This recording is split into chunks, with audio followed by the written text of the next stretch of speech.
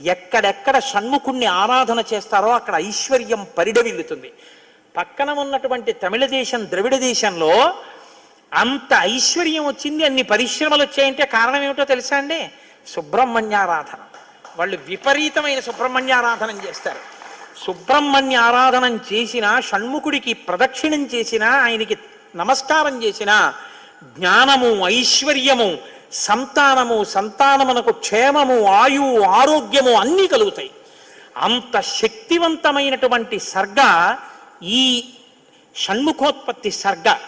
అందుకే వాల్మీకి మహర్షి ఎప్పుడూ కూడా అసలు ఫలశ్రుతి చెప్పరు.